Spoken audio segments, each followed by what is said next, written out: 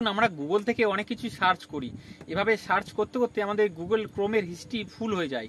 আমরা চাইলে খুব সহজে গুগল ক্রোমের হিস্ট্রি খালি করতে পারি। এবার তো চলুন দেখে আসা যাক গুগল ক্রোমের হিস্ট্রি কীভাবে খালি করা যায়।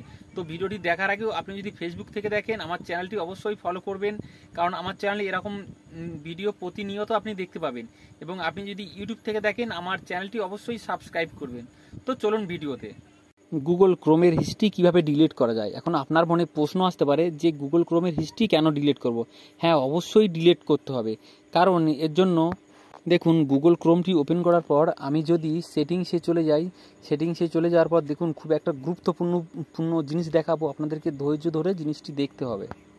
দেখুন সাইট সেটিংসে আসার পর একটু স্ক্রল ডাউন করে ডাটা স্টোরেজ ওখানে যাবেন, যাওয়ার পর দেখুন আপনি যত সার্চ হিস্ট্রি দেখবেন সব এখানেই পেয়ে যাবেন। আপনি যত কিছু সার্চ করেছিলেন এগুলো দেখুন কত এমবি করে দেখাচ্ছে, এমবিটা দেখাচ্ছে, এতগুলো এমবি আপনার স্টোরেজ নিয়ে আছে। আপনি চাইলে এগুলো যদি প্রয়োজন না হয় আপনি এগুলোকে ডিলিট করতে পারেন। দেখুন চাইলেও অটোমেটিক ডিলিট হয়ে যাবে। আপনি যদি অল ডিলিট করেন অটোমেটিক ডিলিট হয়ে যাবে। দেখুন আরেকটি সেটিং হলো, আপনি সেটিংসে যাবেন, সেটিংসে যাওয়ার পর দেখুন একটু স্ক্রল ডাউন করে হিস্ট্রিতে আসবেন, হিস্ট্রিগুলো দেখবেন। দেখার পর দেখুন একটু নিচে দেখুন এই যে হিস্ট্রি দেখতে পাচ্ছেন, এখানে যে আপনার অপ্রয়োজনীয় ডাটা বা হিস্ট্রিগুলো যা এসএমএসগুলো এগুলো দেখুন আপনার ফোনের স্টোরেজ নিয়ে আছে। এগুলো কি রাখলে আপনার ফোনটি স্লো কাজ করবে বা হ্যাংও করতে পারে। এগুলো খালি করে দিলে আপনার ফোনটি খুব ফাস্ট হবে এবং হ্যাং করবে না।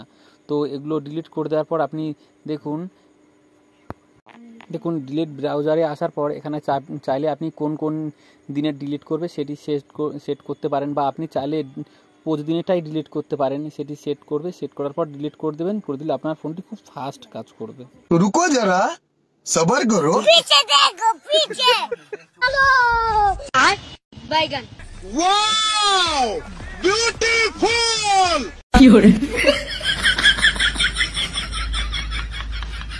मैं कौन था यू? मैं क्या था यू?